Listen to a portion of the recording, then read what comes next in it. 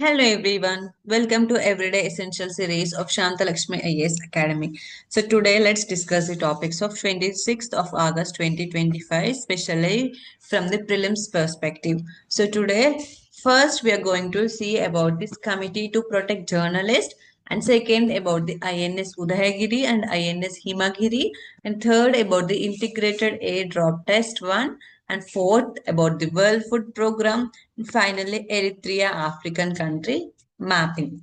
So coming to our first topic, that is the Committee to Protect Journalists. So what is the context why we are discussing about this committee is that we already know that the situation in Gaza has been defined or declared as a famine, right? And regarding the situation of Gaza, many international organizations are speaking about the worst situation. And regarding that only, yesterday, and the trigger is that yesterday, Israel has striked one hospital in the Gaza, and in that, 20 people have been killed. And out of these 20 people, 5 are the journalists. So this was confirmed by the Gaza Civil Defense Agency. So regarding this, the media watchdogs, which are two media watchdogs, those are the Committee to Protect Journalists and the Reporters Without Borders. These two media watchdogs also told that around 200 journalists have been killed in nearly 2 years of war between the Israel and the Hamas. See, not only the people of the Gaza, but due to the this worst situation, the journalists are also being affected due to the war crisis between Israel and the Hamas. Around 200 journalists have been killed in nearly 2 years of this war. So let's see about this committee now. What is this Committee to Protect Journalists? CPJ. So it is an independent and a non-profit organization, which will promote the press freedom worldwide. So, how it will promote the press freedom means it will defend the rights of the journalist to report the news safely and without any fear of uprisal. So, this committee will ensure that the journalist will have to report the news safely and without any kind of fear. It was launched or established on 1981 and headquartered at New York, USA. So it has the 40 experts around those experts work around the world in defending the rights of the journalist. And after 10 years of its establishment, that is since 1991, this Committee to Protect the Journalist has been giving awards, that is the CPJ International Press Freedom Awards dinner. These awards are being given to the journalists who face beatings, life threat, and violence. Being faced by these beatings, life threats, violence in the war conflict zone, the reporters will continue their duty and they will provide the reporting. So those reporters who will provide or who will provide to continue the reporting in spite of facing these beatings, life threatening situations and the violence, so those journalists will be awarded the CPJ International Press Freedom Awards dinner every year. And the CPJ is also the founding member of the International Freedom of Expression Exchange. This is also an NGO, international non-governmental organization, which will work towards the freedom or the right of this journalist. Now moving to a second topic, that is the INS Udaygiri and the INS Himagiri. So why we are discussing this? Today, that is on 26th of August 2025, these two Indian Navy stealth frigates. So these are the stealth frigates are being conducted or are being commissioned into the Eastern Naval Fleet of Vishakhapatnam Port. Eastern Naval Fleet at Vishakhapatnam Port. And one unique thing or unique significant factor or important factor about this commissioning is that it is for the first time in the Indian Navy's history. First time the two warfares have been commissioned into the Navy on the same day simultaneously. So today at the Visakhapatnam port, these two stealth frigates are being commissioned simultaneously, and this is the first time two warships have been commissioned into the Indian navies. So now going for the details of this INS Udayagiri and the INS Himagiri. So these are conducted or established under the Project 17A. Project 17A means Project 17 Alpha. We'll deal with that in this next slide. And coming to the INS Udayagiri, so this was built by the Mazagon Dock Shipbuilders Limited, Mumbai. And it is the second ship of the Project 17A. And coming to the INS Himagiri, it was built by the Gardenry Shipbuilders Limited, Kolkata, and it is the first ship of the Project 17A. And both INS Udayagiri and INS Himagiri are designed by the Navy's Warship Design Bureau. And these two are the ships of the 7 ships of this Project 17A. So we'll deal with this Project 17A. So this Project 17A, A means yeah, Alpha. These are also known as the Nilgiri class frigates. And this Project 17A was launched in 2019 by the Indian Navy as a follow-up project of Project 17, which are known as the Shivalik class. So this Project 17 also deals with the construction of the frigates only. But this Project 17A is the advanced version of this Shivalik class. Now this is known as this Nilgiri class. So these are a kind of stealth frigates. So by the way, what is this stealth means and what is this frigate? So frigate means a small warships. It's also a kind of warships on the seas. And stealth means it will act as a protective shield. Stealth means act as a protective shield, and due to this stealth, it was undetected by any radars. So that's why it acts as a protective shield to the weapons or the other equipments. And under this Project 17A, total 7 ships are being established or constructed. And out of these 7 ships, 4 being built by the Mazagon Dock Limited and the 3 by the Gardenry Shipbuilders Limited, Kolkata. And this Project 17A ships include the 75% indigenous content following or ensuring for the Atmanirbhar Bharat in the Navy sector also. So this Project 17A frigates include the combined diesel or the gas propulsion plants. So it will be run by the diesel or the gas combined. The integrated platform management system. Platform will also be the integrated. And there also a suit for storing the advanced weapons on these frigates or the warships. So this is about the INS Udayagiri and the INS Himagiri, which are part of the Project 17A Nilgiri class frigates, stealth frigates. And moving to a third topic, that is the Integrated Airdrop Test 01. So why we are discussing this? On August 24th, this was tested by the ISRO successfully at the Satish Dhawan Space Center in Sriharikota for the upcoming Gaganyaan mission, which is ISRO's of India's first human space flight mission.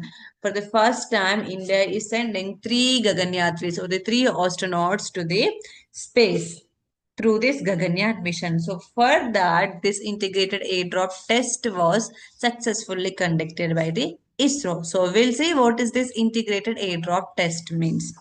So first of all, it was a joint effort of this ISRO, DRDO, Indian Air Force, Indian Coast Guard, and the Indian Navy. All these institutions are engaged in this integrated airdrop test of ISRO. And what is the objective of this airdrop test? See, to perform or to see the end-to-end performance validation of the critical parachute-based deceleration system of the crew module in Gaganyaan mission.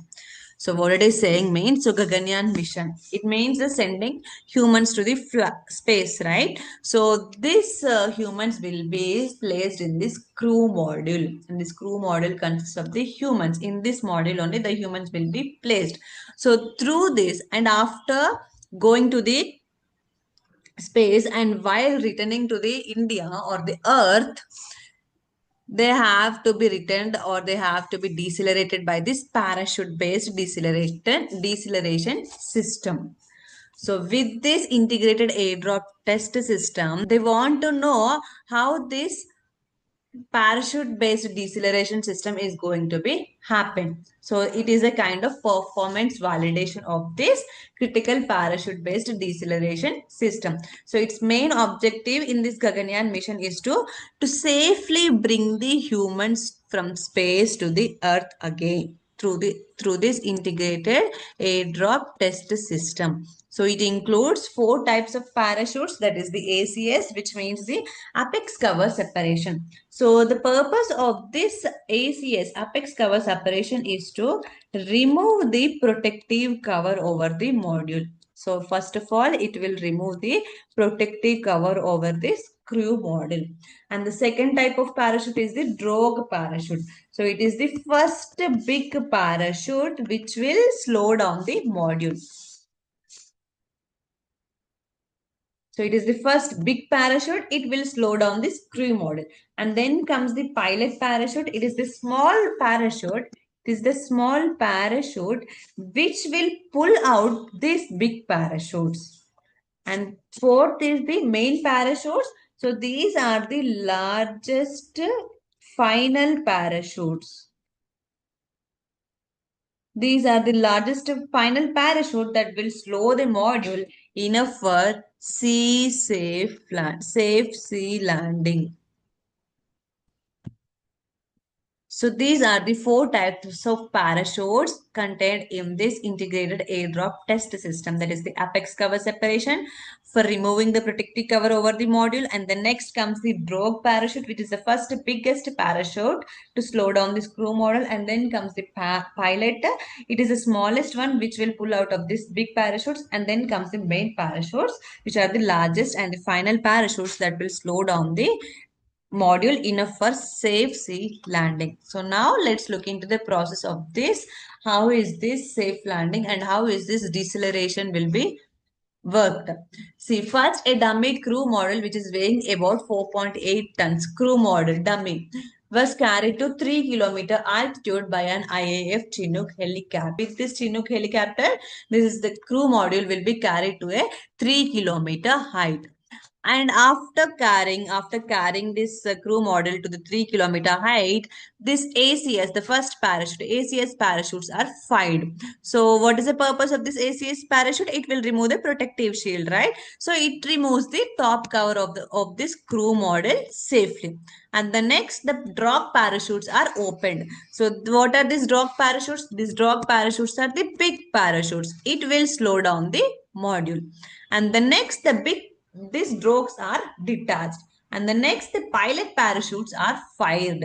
So these pilot parachutes are the small parachutes, right? So this will pull out the three main parachutes. This will pull out the three main parachutes. And next, the main parachutes fully open and then it will slow down the module to about 8 meters per second. That is the safe speed before the sea touchdown. And after that landing, the parachutes are detached automatically. So this is the process of this integrated airdrop test system, which includes ACS, drop, pilot, and the main parachutes. So now here you can see the picture. This is the crew model, the dummy crew model, and this is this protective cover. Now here the ACS parachute will remove this protective cover from this crew model. And here you can see this is the Chinook helicopter by IAF. It will carry. And the next, these are the three main parachutes, which is the final stage. So these will be, so this will ensure the safe landing of the crew, the human space, this crew model on this sea. Now moving to a fourth topic, that is the World Food Program. So why we are discussing this? As usual, regarding the food security situation in Gaza, the executive director of this World Food Program has said that there is international pressure on Israel to allow trucks carrying food to enter the Gaza, and this World Food Program is in constant touch with the Israel government. So let's see about this World Food Program. So it is an international organization within the United Nations only. It is associated with the United Nations. So, what is the objective of this World Food Program? It provides food assistance worldwide. It was established in 1961, headquartered in Rome, and it has presence in across 87 countries. This World Food Program is the world's largest humanitarian organization which will look into giving the food and which will look into the ending the zero hunger, that is the SDG 2. It is also an executive member of the United Nations Sustainable Development Group, and it will ensure that and it will work for the achievement of this SDG goal too, which is the zero hunger. Due to its efforts in providing the food security, it was awarded Nobel Peace Prize in 2020. So this World Food Program entirely relies on voluntary fundings, and under this funding, US has the most share. US will largely donate to this World Food Program. So remember, it is a United Nations organization and it has awarded Nobel Peace Prize in 2020. Now moving to our final topic, that is Eritrea. You can see here Eritrea here in this African map, and Eritrea is a country of the East Africa which is stretching across the Horn of Africa. So what are the countries of Horn of Africa? Seed, right? The Somalia, Ethiopia, Eritrea, and the Djibouti here. And its capital is Asmara. Its highest point is Mount Saira. Its rivers include Gash, Tekezi, Baraka, and the Ansiba. And this Eritrea is the least developing country. Least developing country. And here you can see the borders of this Eritrea. It's Sudan, Ethiopia, and Djibouti. Only three land borders, and here it is this Red Sea. So that's all for today. Thank you.